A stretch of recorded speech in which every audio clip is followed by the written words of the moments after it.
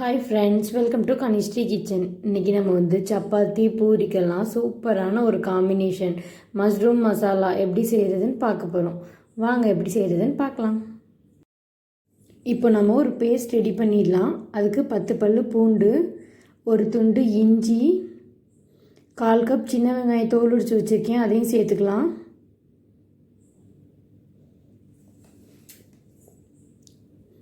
கூடவே 1/2 டீஸ்பூன் சோம்பு, 1/2 டீஸ்பூன் மிளகு, இதெல்லாம் அப்படியே தண்ணி சேர்க்காமல் கொரன்னு அரைச்சி எடுத்துகிட்டு வாங்க. இந்த மாதிரி இப்போ ஒரு பேன் வச்சுக்கோங்க. பேன் சூடானதும் இதில் 3 டேபிள் ஸ்பூன் ஆயில் சேர்த்துக்கோங்க.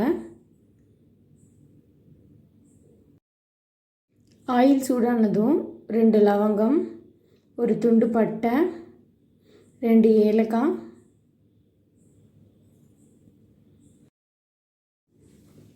கொஞ்சமாக கல்பசி இதெல்லாம் சேர்த்துக்கலாம். இது கூட இப்போ நம்ம அரைச்சி வச்சுருக்க பேஸ்ட்டை சேர்த்துக்கலாம்.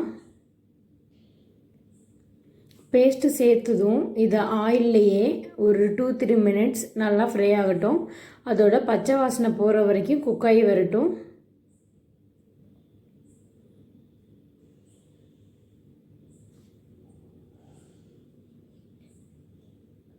இந்த ஸ்டேஜில் கொஞ்சமாக புதினா இலை சேர்த்துக்கோங்க.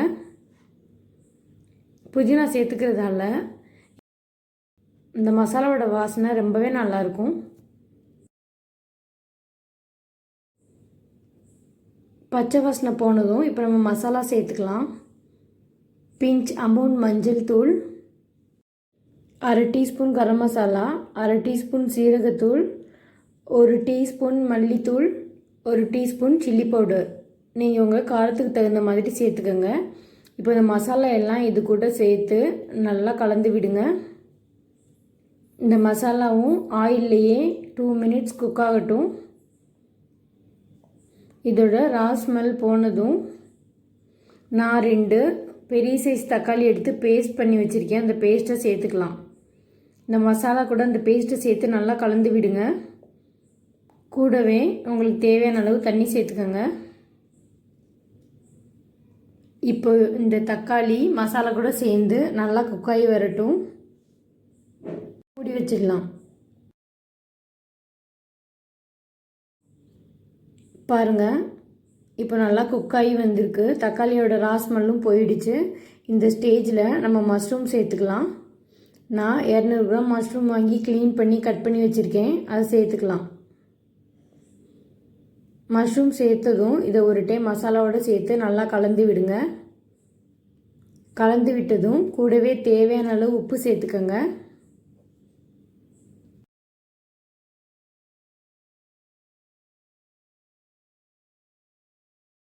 உப்பு சேர்த்ததும் ஒரு டைம் நல்லா கலந்து விடுங்க.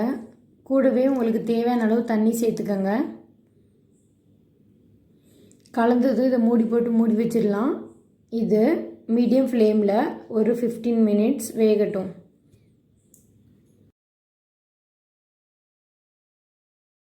பாருங்கள், இப்போ மஷ்ரூம் நல்லா குக்காகி ரொம்பவே வாசனையாக நம்ம மஷ்ரூம் மசாலா தயாராகிடுச்சு.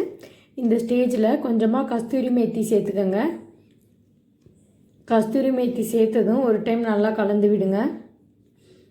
கஸ்தூரி மேத்தி சேர்த்துக்கிட்டனால இதோட ஃப்ளேவர் ரொம்பவே நல்லாயிருக்கும். அவ்வளோதான், ரொம்ப சூடான மஷ்ரூம் மசாலா அழகாக தயாராகிடுச்சு. நீங்களும் இந்த ரெசிபி உங்கள் வீட்டில் ட்ரை பண்ணி பாருங்கள். மறக்காமல் நம்ம சேனலை சப்ஸ்கிரைப் பண்ணுங்கள். உடனுக்குடன் அப்டேட்டுக்கு பெல் பட்டனை கிளிக் பண்ணுங்கள்.